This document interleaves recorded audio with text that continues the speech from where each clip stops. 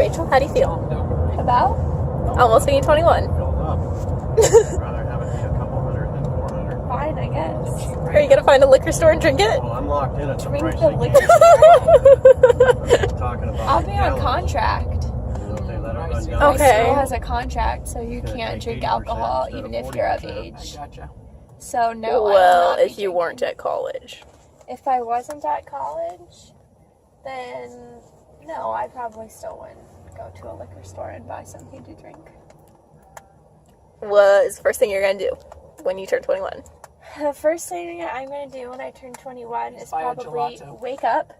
Wait, to be literal? Well, I'll be in Rome, so I think we're going to see some churches that day, and I know that we're going to hike up this hill to this monument that is kind of like overlooking some things, and all I really want is for somebody to buy me a gelato. So I might, I'll make sure Charlotte knows. tip off a few of my friends, like, hey, all I really want for my birthday is for you to buy me a gelato.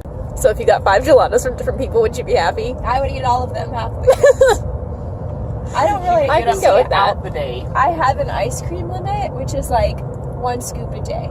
But I don't really have a gelato limit. I can consume a lot of gelato before I get Gelato is consequences. made differently. Yeah, it's very light. Yeah, it's not ice cream. Isn't it like kept more warm? Well, it's or? served warmer, and that's Yeah. part of the reason why it's more delicious. But yeah, they use slightly different ingredients. What was your favorite thing about being 20? My favorite thing about being 20, like my favorite thing that I did in the year, or my favorite part of this age in particular? I think this age. Well, my favorite thing I think about 20 in particular is you're not a teenager anymore, and You're not the awkward, still a teenager well, I thing, feel but I'm like also an adult. when you get to 20, you have 2 years under your belt of having to do adult things. So I feel like you're starting to get the hang of it. But the other thing that I noticed, That only works for some people. I don't know if this was because I was 20 or I just look old now, but I noticed that when I first got to college, or when I first started working, which was before college, people always assumed that I was very young, and so they'd always ask to like speak to a manager, or they'd be like, do you work here, or like, you know, stuff like that. I know how that And is. now people assume that I'm in charge, and like when people come in the office and like ask questions and stuff, a lot of it is like, I can't even look that up for you because I'm a student, but they think that I am not a student. They think I just work in the office. A lot of that could be a result of the level of confidence that you project.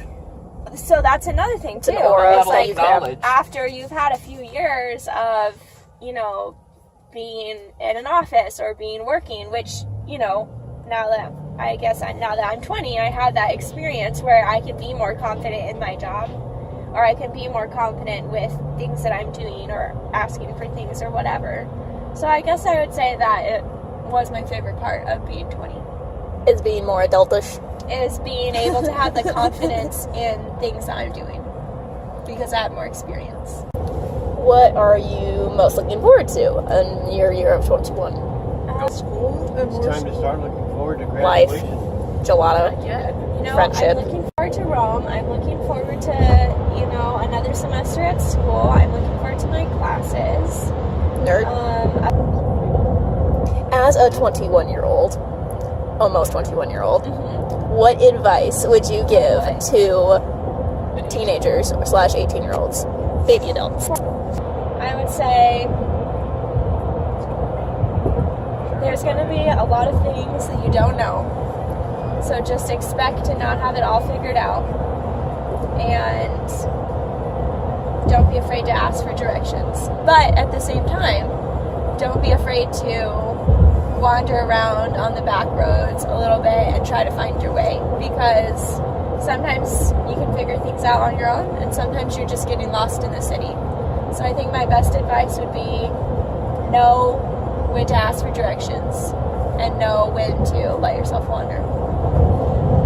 That's very insightful. I like how you use like travel speak, since you're very much a traveler of this world and others. And other worlds.